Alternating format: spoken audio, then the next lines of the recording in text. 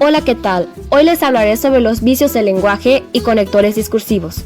Los vicios del lenguaje son las diferentes formas de emplear un vocabulario de manera inadecuada, lo que hace difícil interpretar o entender correctamente un mensaje.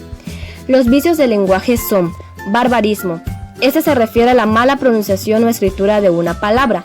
Un ejemplo, alguien dice zanahoria cuando la palabra correcta es zanahoria. Solecismo.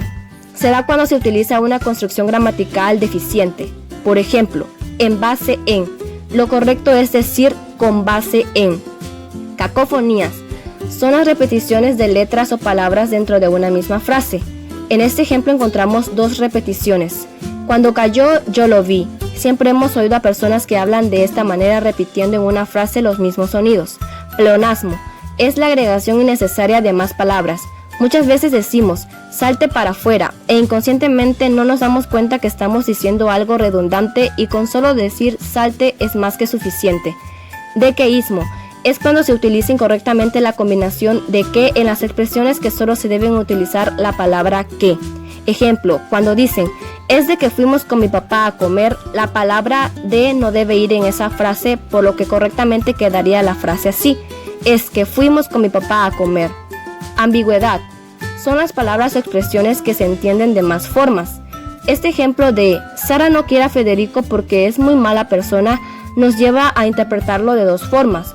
Una, porque Federico le hizo daño a Sara o a Sara le han contado cosas malas de él. Para terminar con este primer tema, los vicios del lenguaje en muchas ocasiones terminan incorporándose al lenguaje. Ahora bien, les hablaré sobre los conectores discursivos. Primero, ¿qué son los conectores discursivos?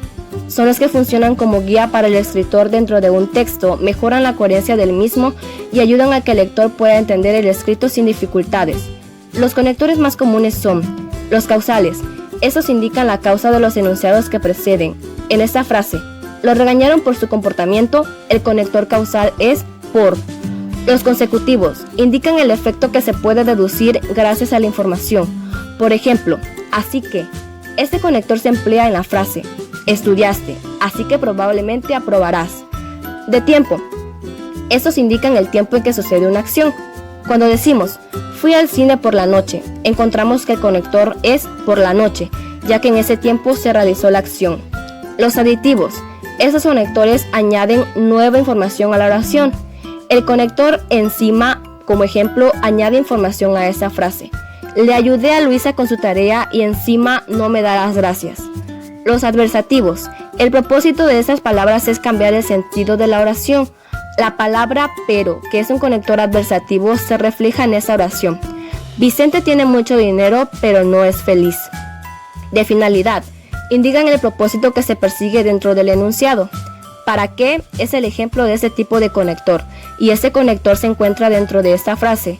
Quisiera que me expliques estos ejercicios de matemáticas para que pueda entenderlos. Los condicionales son los que señalan una situación en específico que puede desencadenar nuevas probabilidades como el efecto de acción-consecuencia. Un claro ejemplo de ese tipo de conector es a menos que, encontrado en esta oración.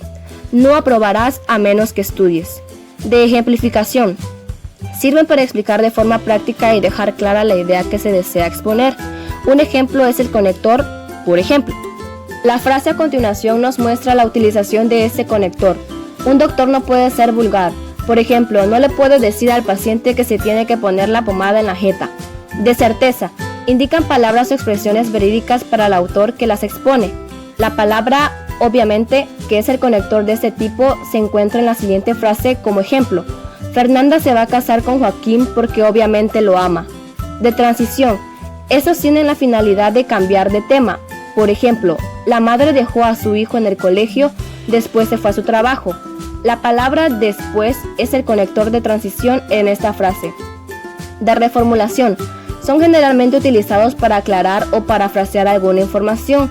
La expresión ambos tienen 22 años, es decir, que son mayores de edad.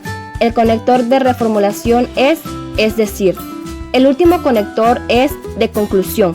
Esos nos señalan que estamos llegando a la parte final de un discurso. El ejemplo, por último señalaremos las consecuencias de esos contaminantes en nuestra ciudad. Se señala que las palabras por último son los conectores de conclusión. Es muy importante saber utilizar los diferentes tipos de conectores para que nuestras expresiones sean lo más claras posibles. Para finalizar, espero que les haya gustado el video y muchas gracias.